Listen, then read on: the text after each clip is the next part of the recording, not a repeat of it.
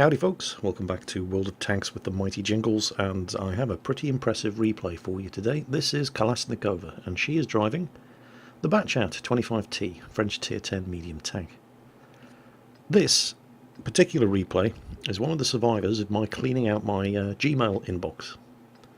Every month or so, Gmail throws a hissy fit with me and says, look, you're not allowed to receive any more emails until you clear out some of the thousands of unread ones in your Gmail inbox.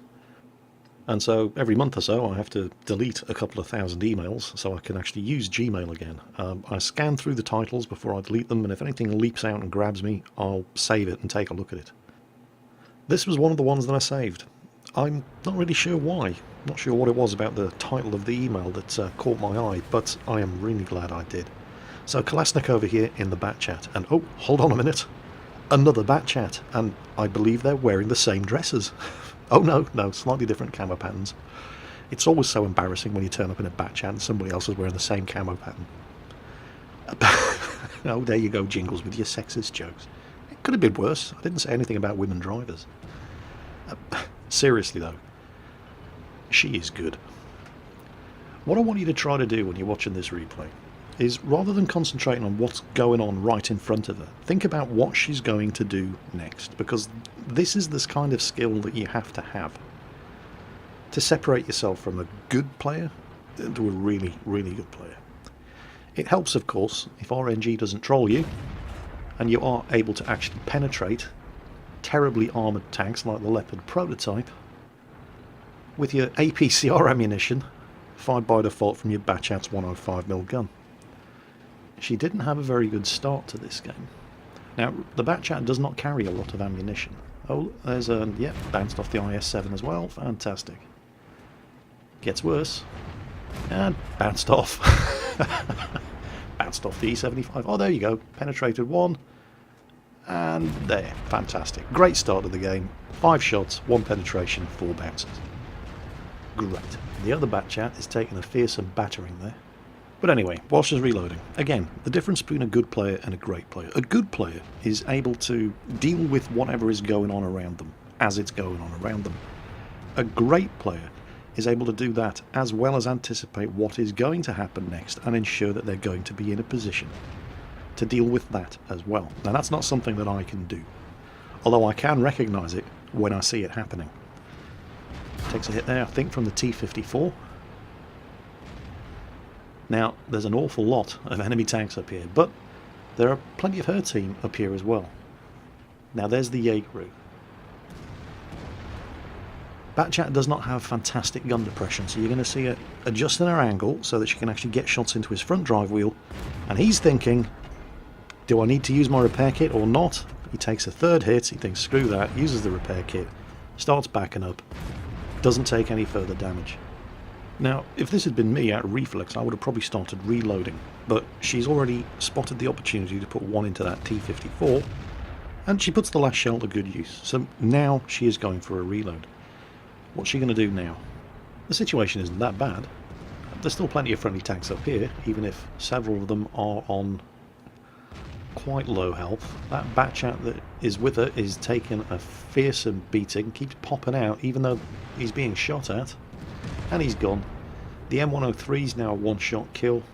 The T110E5 up there was on 6 health. She's just taken another hit from that T54. There's an M46 pattern just turned up. The ST1 that is up here with her still has plenty of health, but they've lost the M103.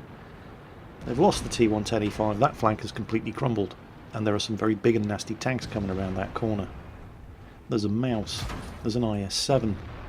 You're not going to penetrate the front of an IS-7's turret. The AMX-50B's coming over. He aims at her, she puts a shot into him, and instead, as she pulls back, just look at the fire that gets unloaded into this pattern. She puts a shot into the lower glacis of the Jaeger, finishes him off. The pattern's gone. The IS-7 and the AMX-50B are coming over. She's getting the hell out of there. The ST-1 stays up there to fight. Bad, bad idea. She's got 3 shots left. There's just a limited amount of damage that you can actually do with a Batchat in 3 shots, and then you're out of it while you reload. The rest of the team are scrambling to fall back. She comes around, Object 704, 1. Did you get another sneaky one in? 2, no, it bounced. She got 1 shot left. She's going for a reload, and she's getting the hell out of there. There is nothing else she can do. She might take some hits on the way out, and in fact she does take one, but it's a damn sight better than what would have happened if she'd stuck around waiting to reload with that lot piling around the corner. Everybody who wasn't able to retreat from that corner is finished, and as quickly as that. Just over 2 minutes ago, there were only 2 tanks dead on each team, and now the scores are 4-9. But now she's about to reload, and she's pulled back to a position she can actually fight from, at least for now, and hope that those 2 tank destroyers on her team... Oh, shot the 50B, and of course it does no damage. And he uses a repair kit. He knows what happens when an autoloader gets you tracked. He's used a repair kit, he's gotten out of there. Shooting at the front of an ST1. Well, she aimed for the lower glacis, but it just wasn't happening. He's looking to see what that 50B is doing. They've just lost another tank, of course. The scores are now 4-10. And the 2 tank destroyers who were camping the base have finally realised that they're in serious trouble. She has realised that she cannot fight from that position any longer. She has to fall back even further. Come on, come on. There's that T-54. One. He's fired and missed. Can she risk another one? No, turret shot, waste of time. Oh, yes, that was a good shot.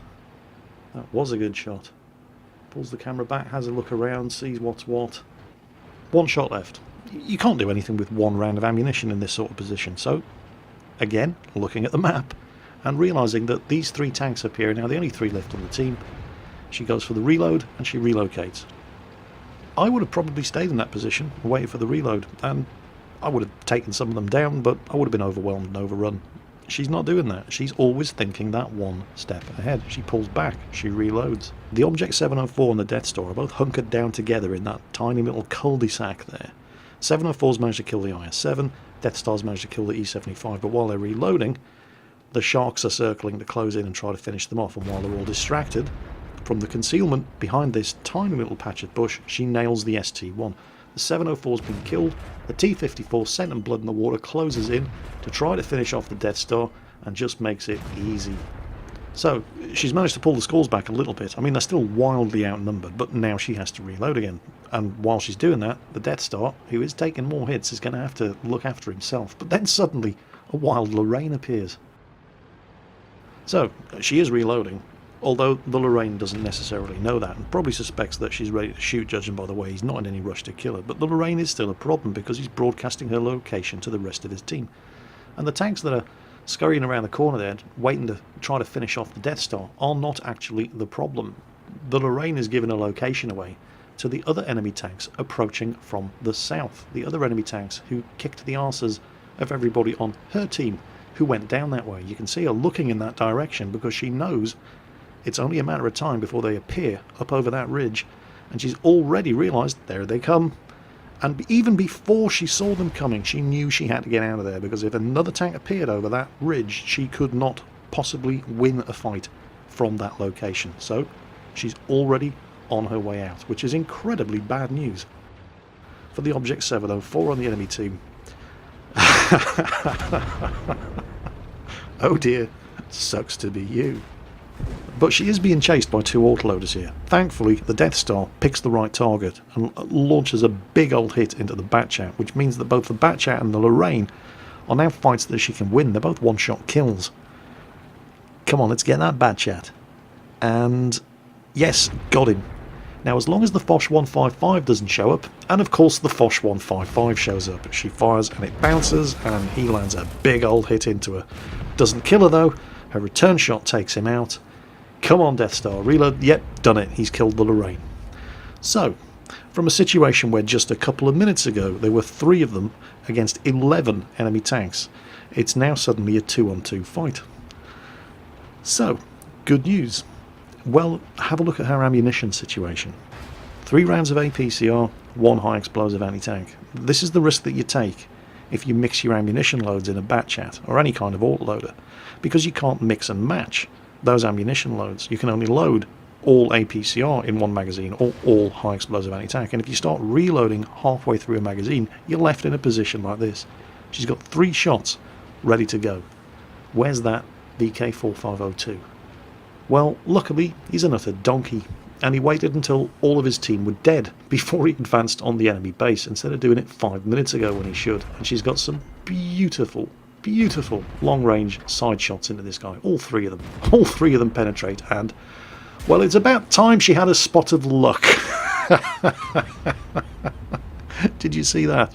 She actually bounced a shot in the bat chat on less than 100 health from a VK4502B. It actually, if you have a look there, you can see where it struck the cheek of her upper glacis as she pulled back. It was a guaranteed bounce.